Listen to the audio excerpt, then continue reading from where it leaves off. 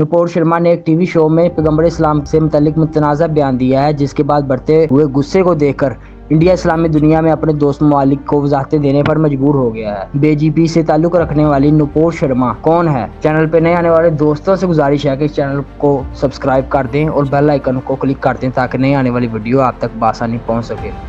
Nupur Sharma India की हुक्मरान जमात BJP की रहनुमा है। ये पार्टी की कौमी तर्जुमान है। टीवी प्रोग्राम्स में अपने सख्त बयानात की वजह से मशहूर हुई है। इसे बहुत तेजी से शोहरत मिली सिर्फ मुतनाज़ा बयानात देने की वजह से। इसे पैगंबर इस्लाम के खिलाफ मुतनाज़ा बयान देने के बाद बीजेपी ने मुअत्तल कर दिया है। बीजेपी ने इसे सिर्फ मुअत्तल कुवैत, कतर, ओमान और सऊदी अरब के दबाव की वजह से किया है ताकि इसकी मईशत पर असर ना पड़े। इसके बयान पर अरब ममालिक समेत दुनिया भर से शदीद रद्द-ए-अमल सामने आ रहा है।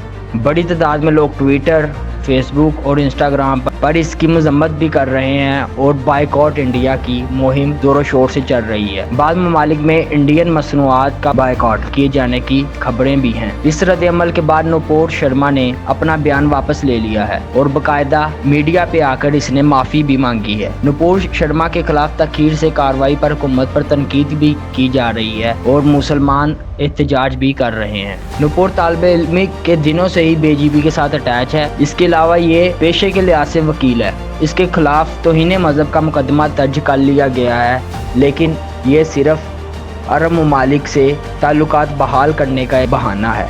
इस वक्त इंडिया मुकम्मल तौर पर तनहा महसूस कर रहा है। पाकिस्तान और तमाम अरब ममालिक समेत तमाम मुस्लिम दुनिया इंडियन मसनूआत का न सिर्फ बॉयकॉट कर रही है बल्कि अपना एहतजाज भी रिकॉर्ड कर रही है। तो दोस्तों, अपनी राय का इज़हार कमेंट सेक्शन में ज़रूर कीजिएगा और इस गुस्ताख रसूल पर कमेंट सेक्शन में लानत ज़रूर कीजिएगा। शुक्रिया।